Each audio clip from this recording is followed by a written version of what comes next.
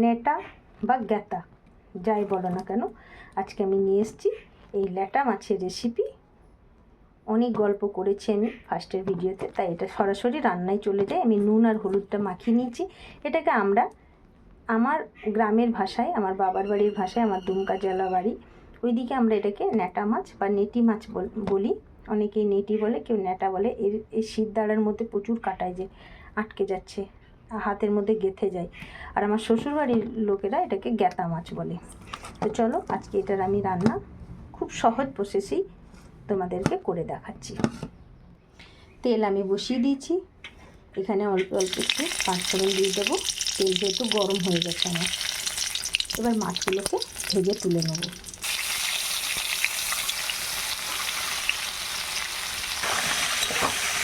এই মাছটা নদীতে ফুট করে পায়ের মধ্যে কামড়ে দিয়ে চলে যেত। ছোটোবেলায় আমরা এই মাছটাকে নদীতে ধরতাম, নদী যেতাম স্নান করতাম, সেখানে কখনো হাত দিয়ে ধরতাম, কখনো পায়ে দাঁড়িয়ে থাকতাম, আর ফুট করে কেটে দিয়ে পালাতো। আর খুব মজা লাগতো, আমরা খুব তাড়া করতাম এই মাছগুলোকে। ও আমরা কি বলি সেটা তো বললাম, তোমরা কি নামে এই মাছটাকে বলো সেটা অবশ্যই আমাকে কমেন্ট করে জানিও। দেখো বন্ধুরা, এই মাছগুলো যেহেতু একটু বড়ো সাইজ, তাই পেটের মধ্যে ডিম আছে। আমরা নদীতে যেগুলো ধরতাম সেগুলো খুব ছোটো ছোটো থাকতো, আর এগুলো একটু বড়ো সাইজ, দু একটা বড়ো পাওয়া যেত। তবে ডিমওয়ালা আমি কোনো দিনও দেখিনি, বা যদি দেখেছি ছোটোবেলায় মনে নেই। তো দেখো ডিম বেরোচ্ছে কেমন। আমি আরেকটা পিস উল্টে দিয়েছি।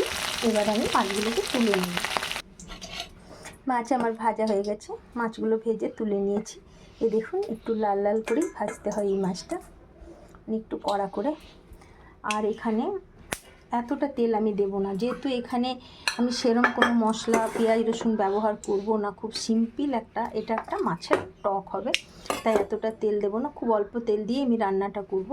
এখানে আমি তার জন্য টমেটো কেটে নিয়েছি, আর এখানে আমি নিয়ে নিয়েছি অল্প একটু তেঁতুলটাকে আমি ভিজিয়ে রেখেছি। খুব বেশি তেঁতুল দেব না, বেশি টক হয়ে গেলে সবাই খেতে পারবে না, তাই আমি একটা টমেটো নিয়ে নিয়েছি। আর এখানে দিয়ে দেবো একটু আমি পাঁচফোড়ন, কারণ এই যে মেথি আর মৌরির গন্ধটা এই টকের মধ্যে দুর্দান্ত লাগে, তাই অল্প একটু আমি মেথি মৌরির মিশ্রণ দিয়ে দিলাম। দিয়ে দেবো একটা শুকনো লঙ্কা, টমেটোটা দিয়ে দিচ্ছি আমি অল্প একটু হলুদ, স্বাদ মতো লবণ দিয়ে দিলাম।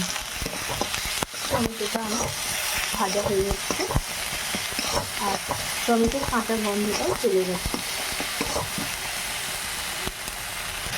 অল্প একটু গুঁড়ো লঙ্কা দিয়ে দিয়েছি, কারণ এটা আমি টক বানাচ্ছি, তাই আমি এখানে কাঁচা লঙ্কার ব্যবহার করলাম না। অল্প একটু গুঁড়ো লঙ্কা দিয়ে দিলাম।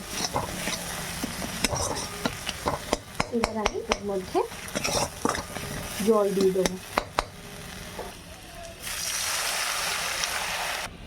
এবার আমি যেটা দেব সেটা হচ্ছে ভাজা গুঁড়ো মশলা। এখানে আমি কোনো কাঁচা মশলা ব্যবহার করিনি, ভাজা গুঁড়ো মশলা দিয়ে দিলাম, তাও আবার বাড়ির তৈরি। এর মধ্যে আমার অনেক কিছু আছে, জিরে আছে, ধনে আছে, মৌরি আছে, গোলমরিচ আছে, লঙ্কা আছে, সবই আছে এর মধ্যে। তো এই মশলাটার দারুণ গন্ধ বেরোয়, আর এইটা দিয়ে আজকে আমি এই মাছের রেসিপিটা তৈরি করছি।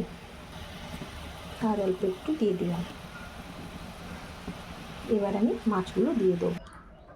তার আগে আমি এই যে তেঁতুলটা ভিজিয়ে রেখেছিলাম, সেই তেঁতুলের জলটা অল্প একটু ওপর থেকে আমি দিয়ে দিই। বেশি দেবো না, টক হয়ে যাবে, তাই অল্প একটু কাপটা বের করে তেঁতুলের জলটা একটুখানি এর মধ্যে দিয়ে দিচ্ছি।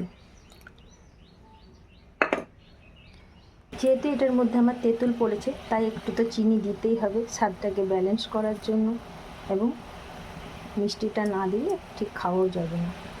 টক মিষ্টি নুনটা সবই চাই, তাই অল্প একটু চিনি দিই। এবার আমি মাছগুলোকে দিয়ে দিচ্ছি। তৈরি হয়ে গেল আমার এই নেটা বা গ্যাতা মাছের এই রেসিপিটা। এবার আমি গ্যাস অফ করে দিচ্ছি। দেখো বন্ধুরা, এটা খুব বেশি ঝোলও হবে না, আর খুব বেশি মোটাও খুব একটা ভালো লাগবে না, তবে ঠিক এইরকম টাইপের অল্প একটু পাতলা ঝোল রাখবো, তবে আর একটু এটা মরে যাবে, মানে জলটা টেনে নেবে, আর একটু জল টেনে নেবে এটার থেকে, ব্যাস একেবারে একটু থকথকে মতো, বা একটু যেমন হয় আর কি টকের মতো, টক ঠিক সেই রকম নামালেই খুব সুন্দর লাগবে খেতে। তো বলো কে কে এই মাছটা চেনো আর কারা কারা খাও, অবশ্যই আমাকে কমেন্ট করে জানিও। Tata, bye bye. আবার কোনো নতুন ভিডিও নিয়ে চলে আসবো। আজকের মতো এই পর্যন্ত, ধন্যবাদ।